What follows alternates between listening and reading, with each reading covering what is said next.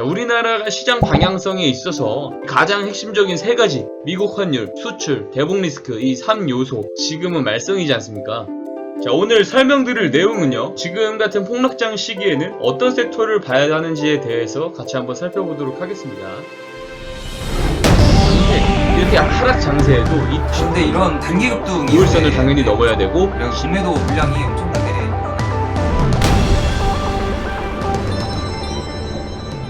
Nice stack.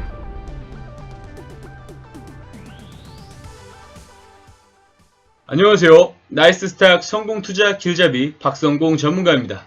자, 오늘 설명드릴 내용은요, 이 시황 설명을 간단하게 하고요, 지금 같은 폭락장 시기에는 어떤 섹터를 봐야 하는지에 대해서 같이 한번 살펴보도록 하겠습니다. 자, 일단 전일 미증시 3대 지수 모두 큰 폭으로 하락을 하였죠.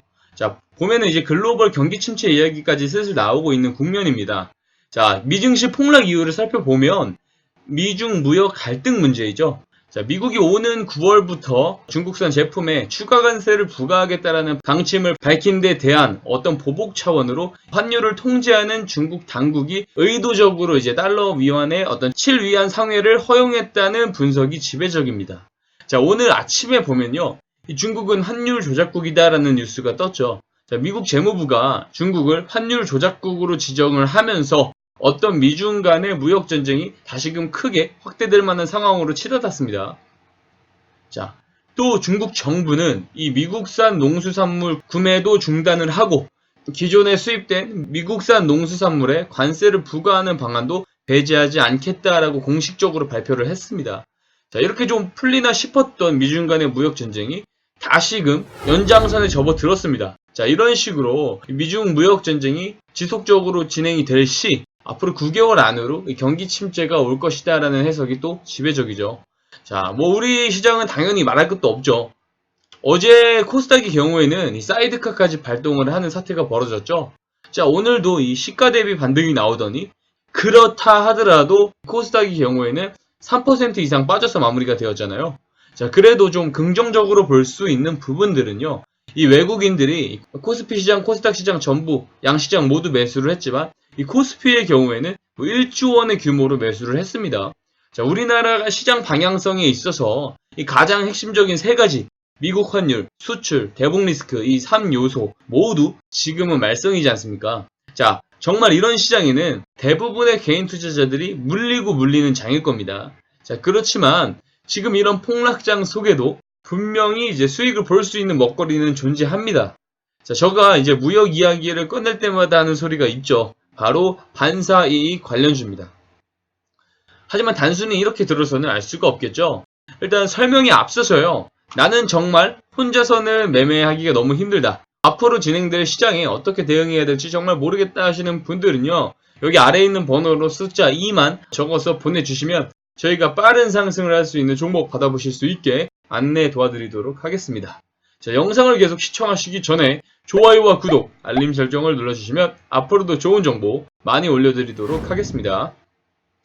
자, 반사이익이라고 앞전에 말씀을 드렸는데요. 어떤 반사이익이냐? 자, 종합지수를 한번 보겠습니다.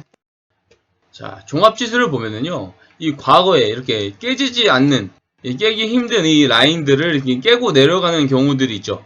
그죠?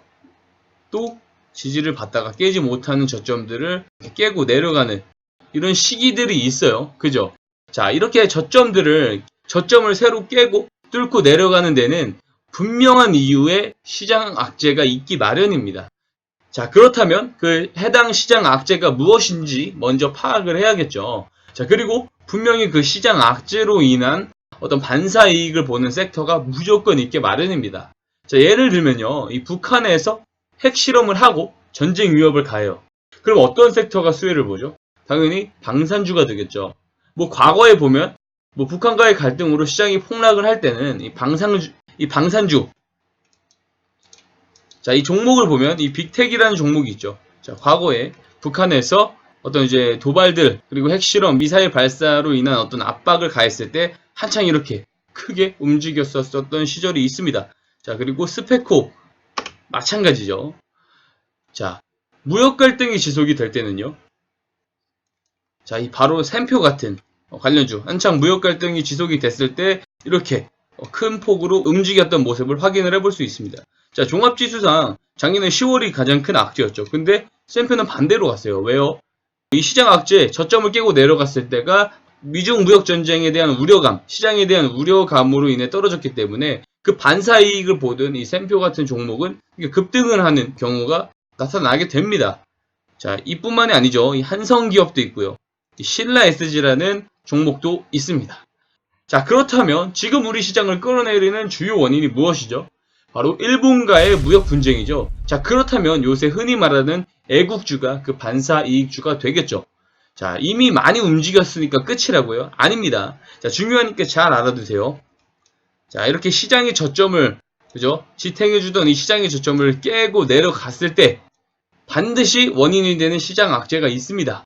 그 시장 악재에 대한 반사이익이 되는 섹터들은 이렇게 깨고 내려가는 시기 때 더더욱 큰 폭으로 움직이게 마련입니다. 자, 이 점을 꼭 알아두시길 바랍니다.